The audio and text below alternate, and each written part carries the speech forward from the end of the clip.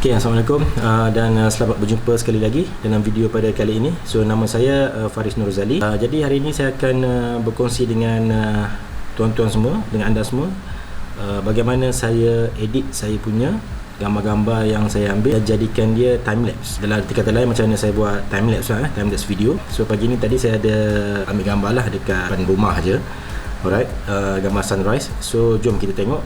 Saya akan edit gambar tu dan jadikan dia timelapse dalam sikit lah, hanya sikit timelapse lah. So untuk kali ni saya akan biasanya saya gunakan software LR Timelapse dengan Lightroom, Adobe Lightroom.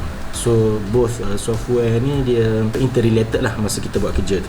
Okay, jom kita start sekarang. Okay, mula-mula kita buka kita punya main software lah, LR Timelapse punya software. So okay, dan lepas kita buka ni, kita akan terus pergi ke tempat di mana kita save kita punya timelapse lah. Mana tadi saya dah transfer siap-siap. Sekejap. Okay. Ini dia, timelapse 1995 2020 kan. Okay, kita klik kat situ. Dia tengah generate dia punya metadata everything tu. Dia akan put everything dalam table ni. And then daripada situ dia akan build up preview untuk timelapse yang series. Maknanya dengan file yang kita ambil tu, yang kita shoot tu, so itulah dia without any editing first lah. So kita boleh tengok lah exposure level dia kat mana. And then kita boleh plan bagaimana kita nak editkan balik metadata tu, so that bila kita renderkan jadi sebagaimana yang kita nak. Alright, kita tunggu sekejap.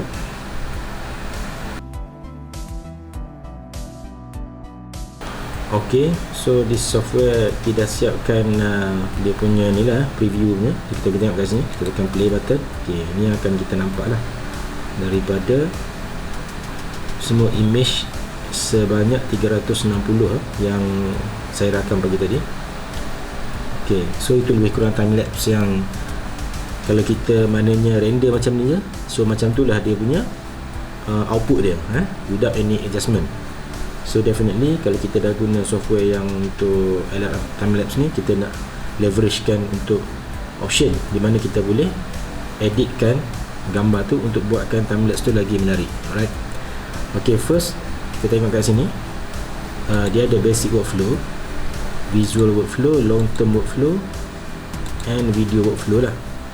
Alright, so untuk yang kali ni saya just nak share, yang kita akan guna visual workflow memandangkan kita gambar kita shoot dalam raw punya format. Kalau kita shoot dalam bentuk JPEG, kita hanya boleh guna yang basic workflow saja, option memang ringkas punya, basic punya. Tapi sebab kita ada shoot dengan raw punya format pagi tadi, gambar tu, foto tu, jadi kita boleh guna visual workflow lah, di mana dia punya option tu lagi menarik lah, lagi lebih sikit daripada basic workflow, tapi sufficient lah untuk kita gunakan. Alright, pertama sekali kita adjust dulu kita punya keyframe. Ok, kalau tengokkan ni, bila kita klik keyframe, dia akan bagilah secara default 1, 2, 3, 4, 5, 6. Ok, ada 6 point kat situ.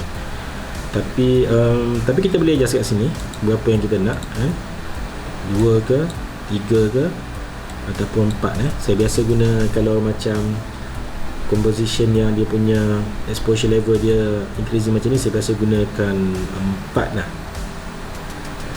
4 keyframe. So lepas kita dah assign 4 keyframe, ini kita tekan save. So dia akan save kan. Dan sementara tu kita buka dulu kita punya software Lightroom kita. Kita put the tab in library.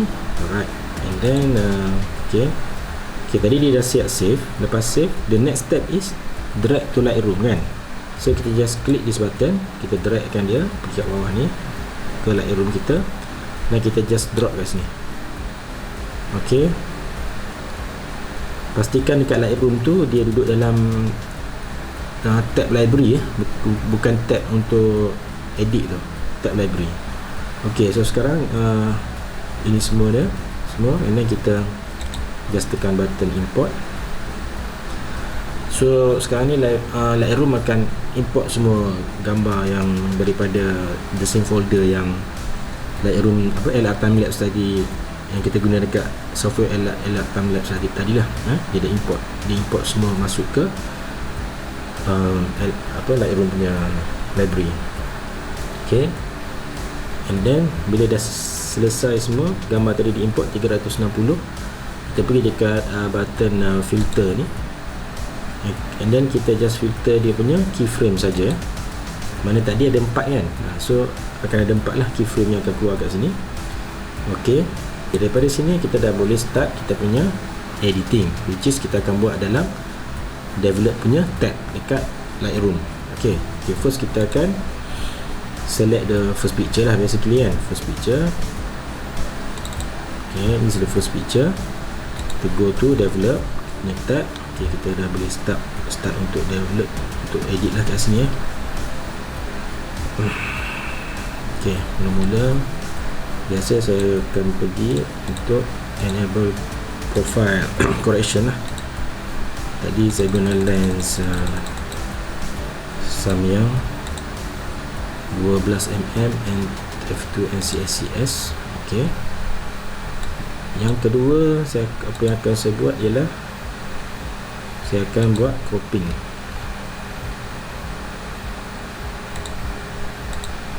Okay, cropping ni biasalah kan, kita akan apply, kita cuba apply ni lah, rule of third orang kata kan. Saya akan lebihkan bahagian langit tu, kita lebihkan 2/3 daripada tapi kat sini nampak macam ada gangguan sikit kat foreground ni, ada daun kat sini. Jadi sebab kita tak nak dia mengganggu kita punya, kita just crop terus supaya tak nampak daun tu kan. Ini kita tolak kat sini sebab cahaya tu banyak kat sini kan, so yang kat sini akan nampak lagi dramatik lah. Okay, kecilkan sikit. Okay, alright, done. Kita adjust dia punya exposure level sikit, maybe 0.2 ke 0.3 ke, shadow sikit. Okay, tambahkan light sikit kan.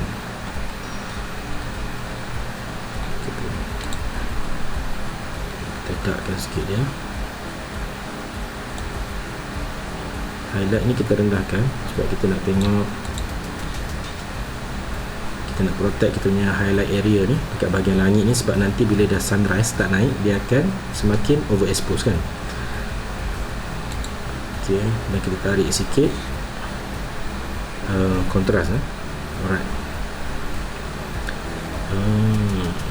Apa lagi? Seterusnya saya akan pergi dekat tone curve.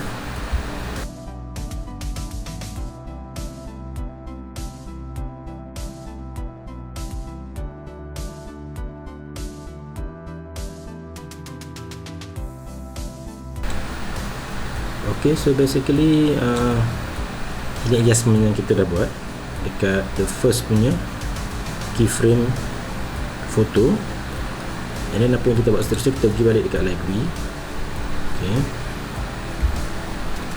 library, and then kita select semua kan, dan kita applykan changes yang berlaku dekat first photo ni kepada keyframe foto yang lain lah, dengan menggunakan option script dan tekan LR Timelapse sync keyframe. Okay, so dia akan sync semua.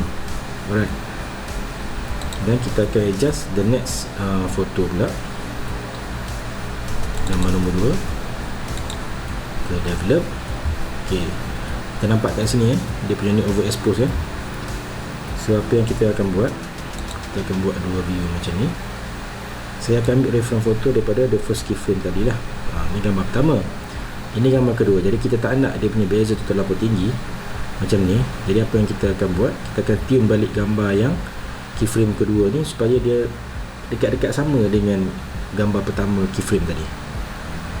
So apa yang pertama yang kita akan buat is kita akan drop balik dia punya exposure, kan, supaya dia jadi macam lebih kurang lah, kan. Ok, macam tu.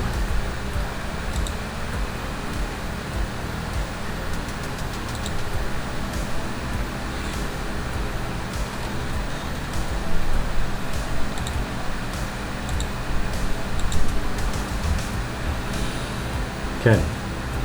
Ok. Dan apa lagi yang kita boleh adjust kan?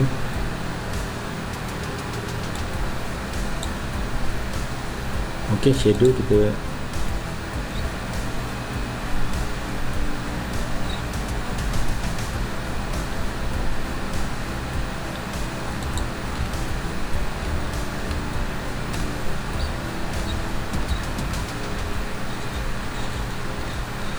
ok. So ini bentuk gambar yang kedua.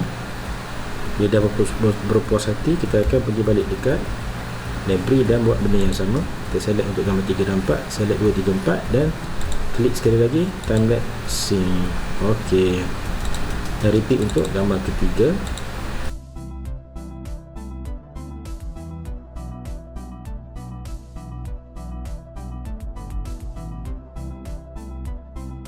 Dan sekali kita select semua metadata, kita save metadata to file. Ok, lepas kita save metadata to file tu, kita pergi balik dekat timelapse punya software. Apa yang perlu kita buat is the next step, iaitu kita reloadkan. So kalau kita nampak kat sini kan, ini dia punya exposure level yang original lah. Yang ni yang bila kita dah adjust, maknanya kita counter balik yang original tu, kita turunkan macam ni. So that bila kita akan dapat macam constant, macam slowly changes in exposure level tu lah dekat video tu. Ok, dan lepas dia dah, kita dah tekan reload tadi, next is kita tekan auto transition. Lepas tu kita tekan save. Nampak tak? Kita dah counterkan balik dia punya exposure ni. Ni yang original, ini yang kita edit daripada Lightroom tadi. Ok, selesai save, kita boleh tengok dulu changes yang kita buat tu dekat panel yang sama ni lah, dengan cara kita tekan visual preview. So ni dia akan klik lah. Yang ni makan masa sikit, tengoklah based on komputer, power komputer ataupun laptop yang digunakan lah, ya. So kalau kita puas hati, kita go to the next step lah, Kalau kita tak puas hati yang tu, kita boleh adjust balik, return balik dekat Lightroom tadi dan repeat balik the whole process sampai kita puas hati dengan hasil yang kita dah buat tu, dan baru kita proceed to the next process. Ok, so kena tunggu sekejap, agak slow juga sebenarnya laptop ni.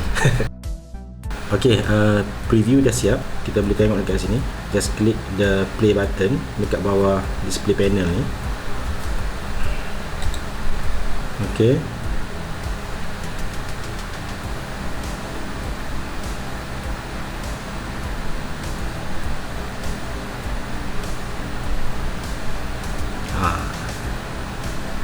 so ok lah kan.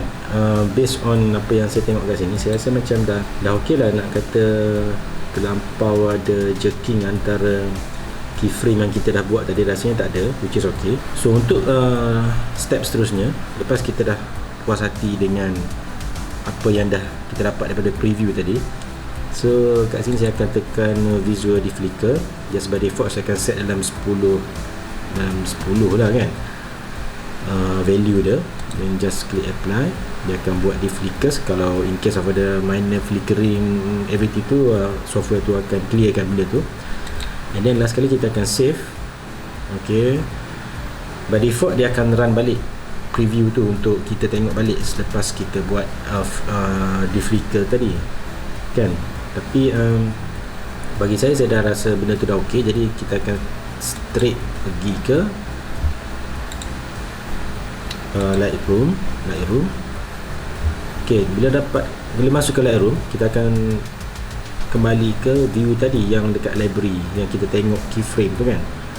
Dan apa yang kita perlu buat, kita just klik dekat filter ni balik, kita klikkan full sequence, kita buka semua foto yang ada, Ctrl A, select semua, and then pergi ke metadata, dan kita klik read metadata from files. Maknanya Lightroom akan baca balik perubahan yang kita buat dekat dalam LR Timelapse punya software tu. Dia akan import dan applykan dekat setiap gambar dalam sequence yang ada dekat Lightroom tu.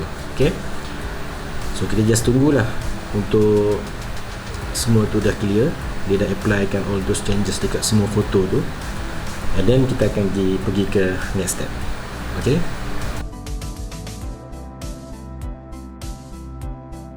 okay, sambil tunggu tu saya akan share. Pagi tadi saya just guna kamera Sony yang saya ada ni, which is Sony A5100 dengan lens Samyang wide lens 12mm f2 NCSCS kot dia punya tu, saya pun dah lupa, made in Korea. Okay, so ni kamera dia. Okay, jadi tadi kita set masa kita ambil gambar tadi, sebenarnya kita setkan dekat ISO saya letakkan 100 untuk reducekan noise, and then saya letakkan aperture dia dekat f4. Lebih kurang lah. Sebenarnya lens ni boleh guna sampai f2, tapi saya just nak dapatkan lebih kurang, tak nak ada beza sangat antara foreground dengan background punya depth of field tu. So kita gunakan untuk landscape ni biasa dalam f8 sebenarnya lah, yang terbaik lah f8 ke atas kalau saya boleh recommend, tapi saya just saja nak try f4 dia tadi. Ok, tak ada masalah sebenarnya atas kita punya selera lah. Selera ya. Ok, yang lain-lain untuk setting white balance tak kisah itu, sebab kita shoot pun dalam RAW, yang mana kita boleh adjust balik dalam post process. Masa kita buat dekat Lightroom tu, kita boleh adjust white balance dia, tak ada masalah. So itu je lah basically. And then untuk timelapse ni saya gunakan application timelapse application dalam Sony punya apps ni lah, yang kat sini ya. So ini untuk model-model yang 2-3 tahun lepas lah dia masih guna yang apps ni. Kalau yang untuk sekarang dia memang dah ada default setting untuk timelapse tu dekat main menu, so tak perlu masuk ke application punya menu kan, which is good lah. Ok, application ni pun nak kena beli juga sebenarnya, dia punya software tu one time purchase lah, dalam saya rasa dalam RM berapa, RM36 kot. So ok lah, tak ada masalah. So itulah, yang lain saya rasa tak ada apa, just put on the tripod and then biarkan kamera tu running. Saya shoot dalam 360 keping gambar, dan nanti kita akan tengoklah hasil dia. Ok, ok, setelah selesai Lightroom dah import semua setting tu and apply dekat semua gambar. And then apa yang kita perlu buat, kita just right click dekat any gambar kat dalam tu, and then kita kena pilih option go to folder in library. Ok, ini nak memastikan supaya Lightroom tu tahu yang gambar tu sebenarnya duduk dalam folder ni dekat library dia. Ok, dah buat itu, kita klik button export, and then pergi ke LR Timelapse punya option, which is kita klik dekat LRT JPEG 4K kan. And then selepas tu Lightroom ni akan start export gambar kejap lagi. Dia akan letak dekat output path yang kita dah set lah, mana kat mana kita nak file tu ada kat situ. And then dia akan create satu folder LR Timelapse executable file dekat locationnya dekat program file ni lah. Yang tu by default dia akan set kat situ. Ok, yang lain tak ada apa, just klik export. Ok, so Lightroom akan start prepare all this gambar ni untuk dia start export dalam bentuk yang kita dah identify tadi. Dan kita kena tunggulah dalam 360 gambar kan daripada LR Timelapse ni. Dan selepas selesai nanti kita akan tengok bagaimana hasilnya. Ok, ok, lepas dah siap export punya function tu, maknanya semua gambar Lightroom dah export. Jadi dia akan pop up satu menu yang macam ni, iaitu render menu. render video punya menu. Okey, kalau kita tengok kat sini dia ada dia punya task kat sini. And then output file ni kat mana file yang timelapse ni dia akan, software ni akan savekan lah, sebagaimana yang kita define sebelum kita buat sebelum ni tadi, dia akan letak dekat situ. And then untuk codec boleh guna sama ada MP4 H264 ataupun ProRes ataupun H265 atau HEVC punya codec. Yang ni bergantung kepada jenis license yang kita belilah. So untuk yang saya ni, saya punya license is MP4 which is H264 punya codec. Dan output size kita boleh pilih antara 720, 180p, 3K, 4K Ultra UHD dan juga full 4K. And then ada juga function lain which is 6K, 8K UHD dan another one is the real resolution lah, mengikut source kan. So yang ni, yang 3 function, remaining 3 functions ni, output size ni ada untuk license yang lain lah, maybe untuk license kategori yang lain lah. Ok, yang saya ni saya boleh render sampai 4K, full 4K lah. Ok, and then kita boleh juga pilih speed kat sini, kita nak berapa. So depend kalau tengoklah berapa speed frame per second yang kita nak producekan klip tu. So kalau untuk yang ni, saya ingat saya akan buat dalam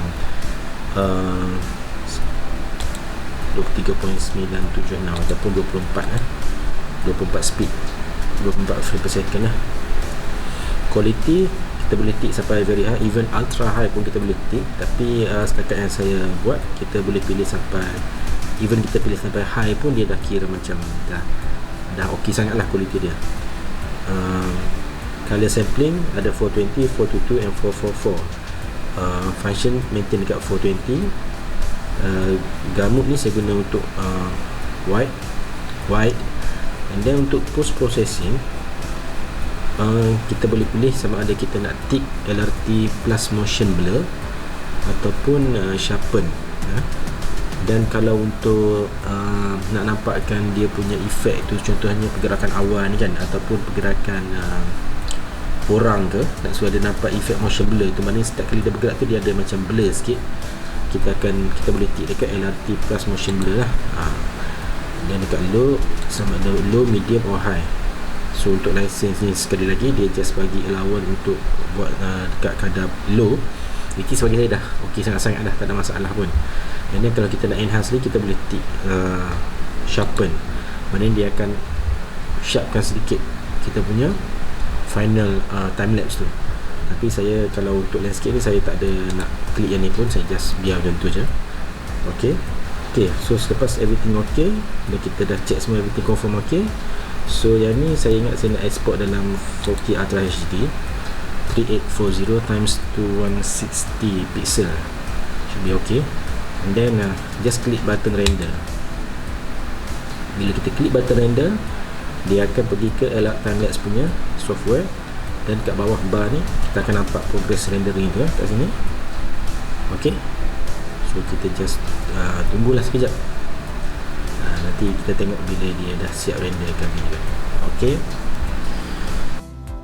so bila dah siap je render, dia akan ada bunyi loceng atau bunyi macam ting ting. So maknanya file kita dah complete dah render. Jadi kita boleh tengok dalam folder yang kita dah assign tadi, ok, dah siap kat sini kan.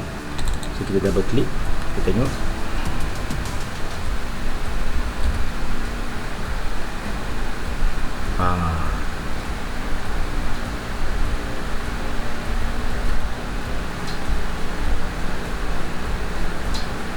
ok,